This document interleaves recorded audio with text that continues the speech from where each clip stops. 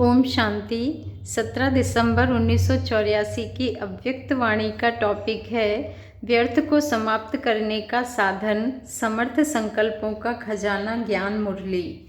व्यर्थ को समाप्त करने का साधन, समर्थ संकल्पों का खजाना ज्ञान मुरली।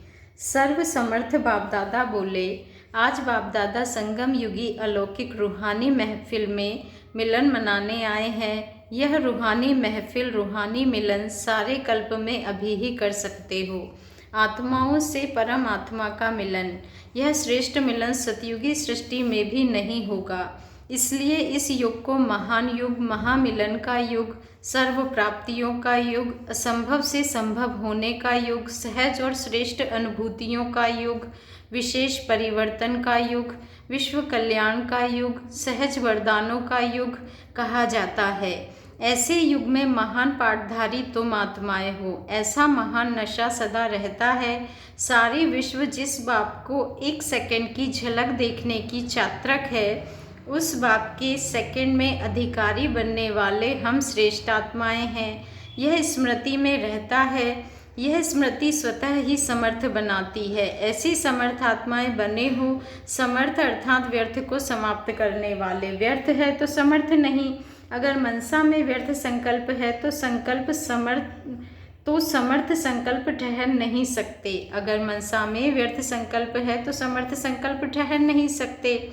व्यर्थ बार बार नीचे ले आता है। समर्थ संकल्प समर्थ बाप के मिलन का भी अनुभव कराता, माया जीत भी बनाता, सफलता स्वरूप सेवाधारी भी बनाता। व्यर्थ संकल्प सदा उत्साह उमंग को समाप्त करता है।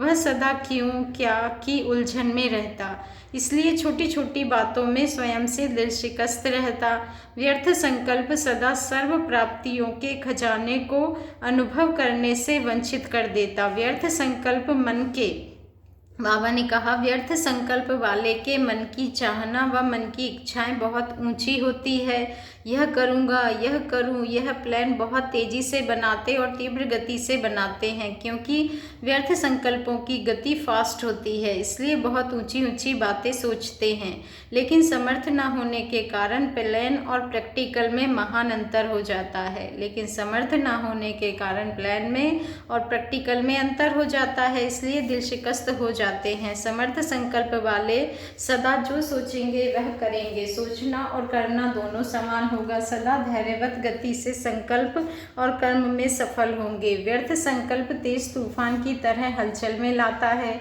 समर्थ संकल्प सदा बहार के समान हरा भरा बना देता है।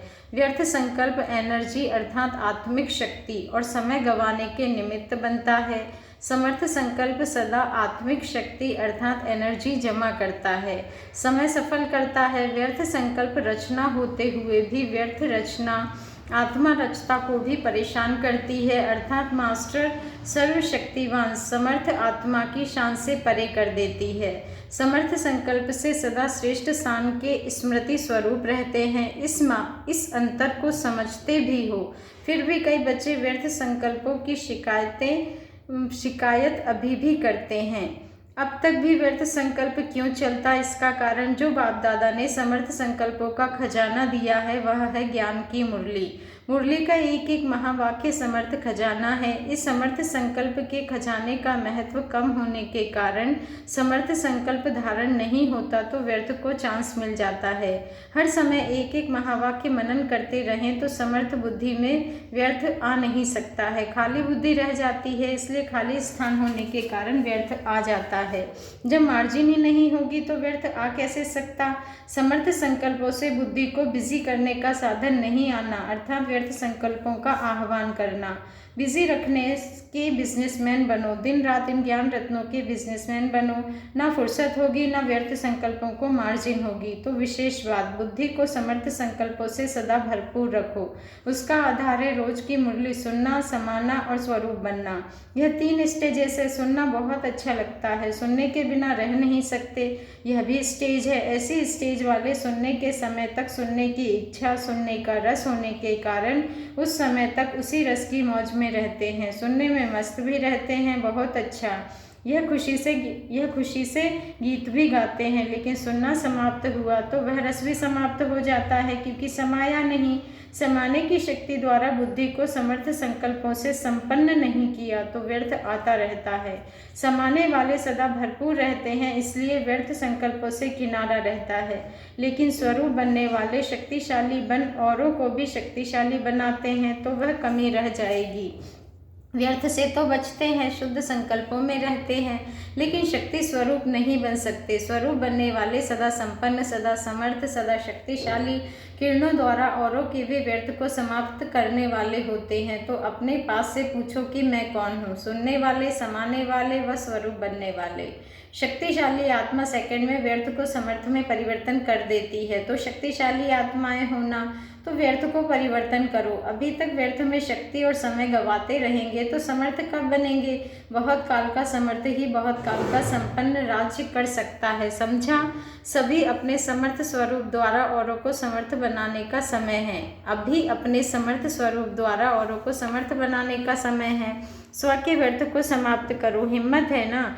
महाराष्ट्र वाले आए हैं तो हिम्मत भी महान है ना? जैसे महाराष्ट्र है वैसे ही महान होना, महान संकल्प करने वाले होना, कमजोर संकल्प वाले नहीं। संकल्प किया और हुआ, इसको कहते हैं महान संकल्प। ऐसे महान आत्माएं होना। और पंजाब वाले क्या सोचते हैं? पंजाब के बहादुर है ना? माया की शक्ति वाले गवर्नमेंट को ललकार कर रहे हैं, ईश्वरीय शक्ति वाले माया को ललकार कर रहे हैं। माया को ललकार करने वाले होना, घबराने वाले तो नहीं होना। जैसे वे कहते हैं हमारा राज्य हो, आप भी माया को ललकार करते हो, गर्जना से कहते हो कि अब हमारा राज्य है। ऐसे बहादुर होना। पंजाब वाले भी बहादुर हैं, महाराष्ट्र वाले महान हैं और कर्नाटक वालों की विशेषता है महान भावना।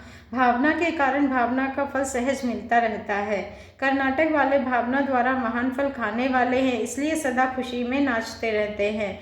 तो खुशी का फल खाने वाले खुशनसीब आत्माएं हैं। तो वह महाराष्ट्र महान संकल्पधारी और पंजाब महान ललकार करने वाले महान राज्यधारी और वह कर्नाटक महान फल खाने वाले, तीनों ही महान हो गए ना। महाराष्ट्र अर्थात सब में महान, हर संकल्प महान, स्वरूप महान, कर्म महान, सेवा महान, सब में महान। तो आज महान की 3 नदियाँ मिली हैं, महान नदियाँ मिल गई ना। महान नदियों का महासागर से मिलन है, इसलिए मिलन महफिल में आए हैं। आज महफिल भी मनानी है ना। अच्छा, ऐसे सदा समर्थ, सदा हर महावाक्य के स्वरूप बनने वाले, बहुत काल के समर्थ आत्माओं को समर्थ बनाने वाले बाप दादा का सर्व समर्थियों संपन्न याद प्यार और नमस्ते। और हम रूहानी बच्चों का रूहानी बाप दादा को दिल से याद प्यार, गुड मॉर्निंग और नमस्ते। शुक्रिया बाबा, शुक्रिया। दादियों से मुलाकात।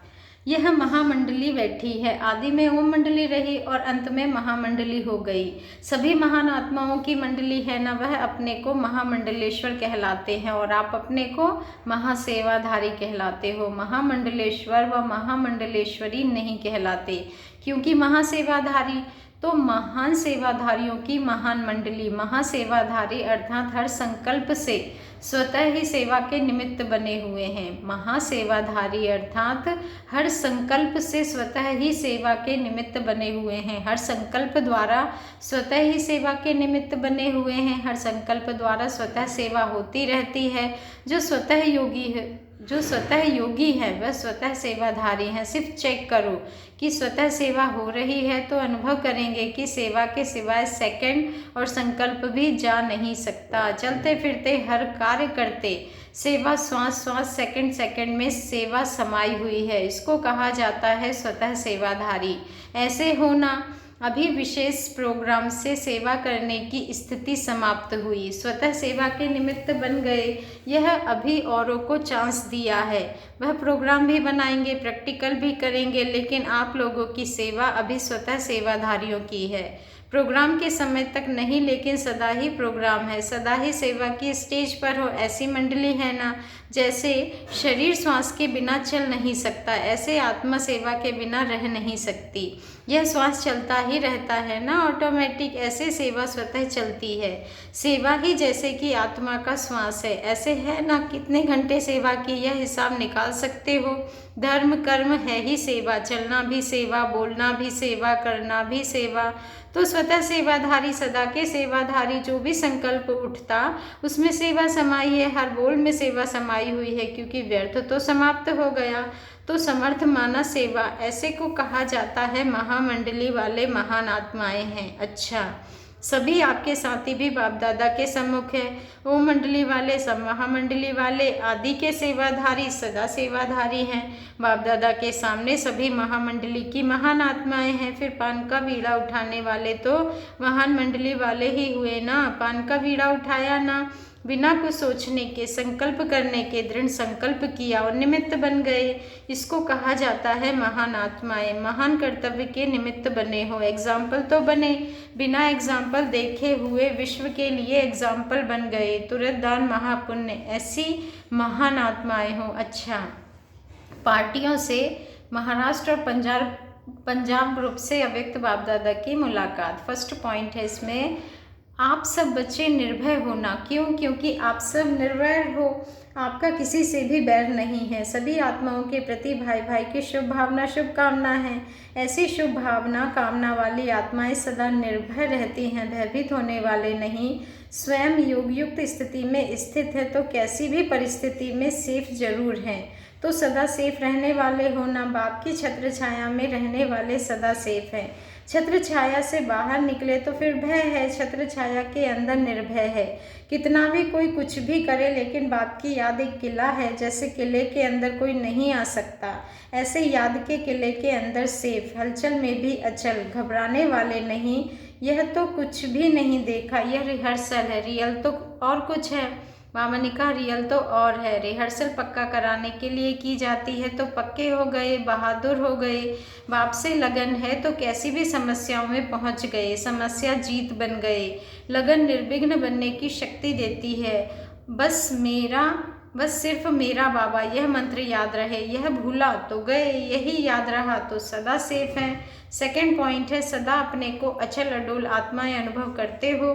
किसी भी प्रकार की हलचल, अचल अडोल स्थिति में विघ्न नहीं डाले। ऐसी विघ्न विनाशक अचल अडोल आत्माएं बने हो। विघ्न विनाशक आत्माएं हर विघ्न को ऐसे पार करती हैं जैसे विघ्न नहीं एक खेल है। तो खेल करने में सदा मजा आता है ना, कोई परिस्थिति को पार करना और खेल करना अंतर होगा ना। अगर विघ्न विनाशक आत्माएं हैं तो परिस्थिति खेल अनुभव होती है, पहाड़ राई के समान अनुभव होता है। ऐसे विघ्न विनाशक हो, घबराने वाले तो नहीं। नॉलेजफुल आत्माएं पहले से ही जानती हैं कि यह सब तो आना ही है, होना ही है। जब पहले से पता होता है तो कोई बात नहीं, बड़ी बात नहीं लगती। अचानक कुछ होता है तो छोटी बात भी बड़ी लगती, पहले से पता होता तो बड़ी बात भी छोटी लगती। आप सब नॉलेजफुल हो ना, वैसे तो नॉलेजफुल हो, लेकिन जब परिस्थितियों का समय होता है उस समय नॉलेजफुल की स्थिति भूले नहीं। अनेक बार किया हुआ अब सिर्फ रिपीट कर रहे हो। जब नथिंग न्यू है तो सब सहज है। आप सब किले की पक्की ईंटें हो, एक एक ईंट का बहुत महत्व है। एक भी ईंट हिलती तो सारी दीवार को हिला देती, तो आप ईंट अचल हो। कोई कितना भी हिलाने की कोशिश करे, लेकिन हिलाने वाला हिल जाए, आप ना हिले। ऐसी अचल आत्माओं को, विघ्न विनाशक आत्माओं को बाप दादा रोज मुबारक देते हैं। ऐसे बच्चे ही बाप की मुबारक के अधिकारी हैं। ऐसे अचल अडोल बच्चों को बाप और सारा परिवार देखकर हर्षित होता है। अच्छा, ओम शांति। शुक्रिया बाबा, शुक्रिया।